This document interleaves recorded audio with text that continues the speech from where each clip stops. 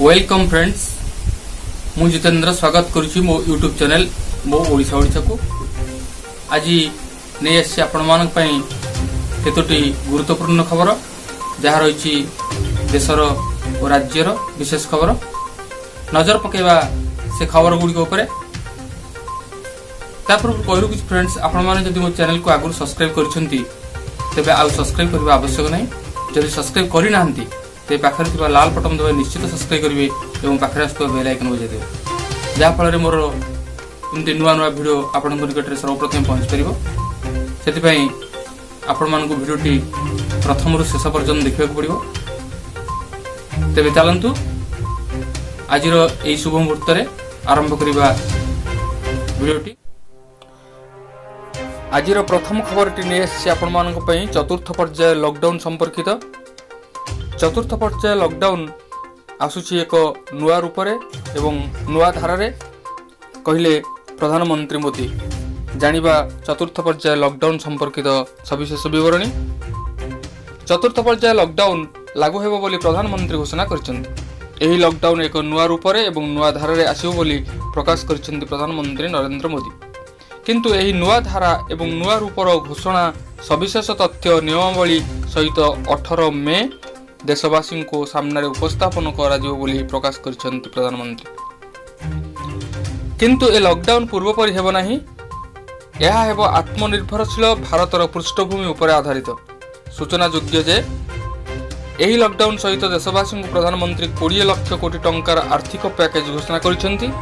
एही पैकेज कुटीर शिल्प, लघु उद्योग, चाषी, दिन मजुरिया, ठेलावाला, छोट बेपारी और मध्यम वर्ग को सहायक हेबो। एही पैकेज भारतर जीडीपी रो प्राय 10% हेबो बोली प्रधानमंत्री प्रकाश करछन्ति।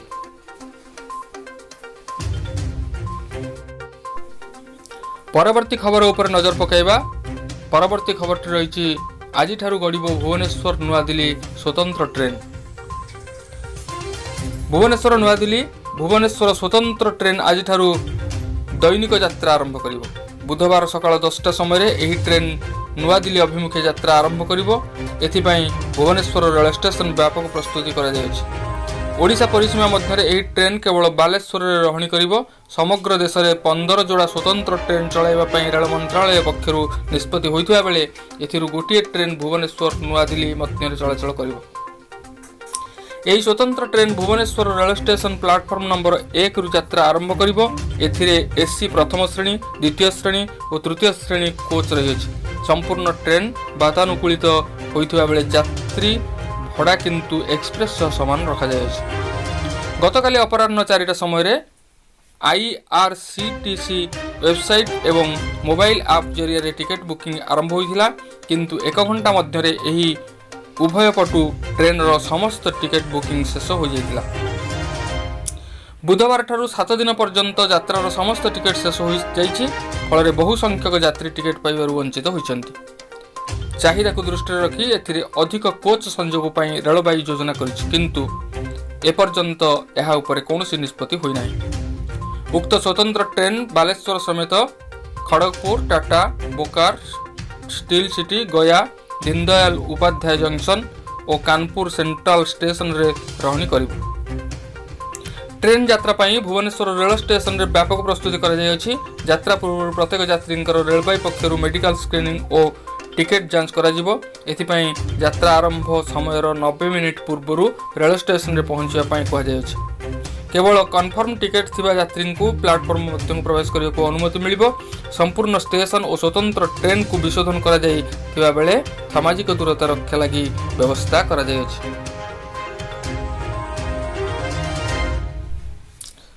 परवर्ती खबर रही मैट्रिक खाता देखा संपर्कित। सीबीएसई भली मैट्रिक परीक्षा खाता घरे देखा अनुमति मिलू बोली ओस्तार दाबी। जानिबा से संपर्क में सीबीएसई 10th और 12th श्रेणी परीक्षा खाता घरे शिक्षक और शिक्षयित्री देखा केंद्र सरकार अनुमति देइछन्ति। राज्य सरकार मध्य ताहा पालन करबा दरकार। सीबीएसई खाता देखा भली ओडिशा रे मध्य मैट्रिक खाता घरे शिक्षक और शिक्षयित्री माननकु देखा अनुमति मिलू बोली दाबी करा जायछि। राज्य रे चलित मास मे 20 रु मैट्रिक खाता देखा आरंभ हेबो। एथिपाई सरकारी स्तर में आवश्यक पदक्षेप नियाଯାଇଛି। सामाजिक दूरता रक्षा कर शिक्षक और शिक्षयित्री परीक्षा खाता देखिपारे, किंतु मैट्रिक परीक्षा खाता देखा शिक्षक और शिक्षयित्री माने आज राजी नथिबा जଣା पड़िछि। खाता देखापी अधिक परीक्षा केन्द्र करने को से दाबी कर 60टी परीक्षा केन्द्र में खाता देखा व्यवस्था होइछि। तेबे 2टी ब्लॉक को मिसाई गोटे परीक्षा केन्द्र करने सह सामाजिक दूरता रक्षा पाई अधिक केन्द्र करने को से दाबी करिसेंति। तेबे केंद्र सरकार सीबीएसई 10वीं और द्वादश श्रेणी परीक्षा खाता शिक्षक और शिक्षयित्री मानक घरे देखा सुजोग देइछन्ति। ओडिशार 10वीं श्रेणी पाठ्यक्रम सीबीएसई ढांचा अनुଯାयी प्रस्तुत होइथिबा बेले परीक्षा खाता मध्य केंद्र सरकारक नियम अनुसार करा जाऊ एवं ओडिशा रे घरे मैट्रिक परीक्षा खाता देखा अनुमति मिलू बोली ओस्टा पक्षरु दाबी करा जायछि। किंतु अन्यपटे 20 दिन भितर खाता देखा सरीबा को बोर्ड लक्ष्य रखिछि। एने अधिक 6000 शिक्षक को नियुक्ति दि जाइथिला, किंतु आज शिक्षक और शिक्षयित्री खाता देखा राजी नथिबा जଣା पड़िछि। ये थिला आजिर केतोटी विशेष मुख्य खबर। आज एतिकी पुणी देखा आगामी भिडियो रे। रहुछि धन्यवाद, नमस्कार।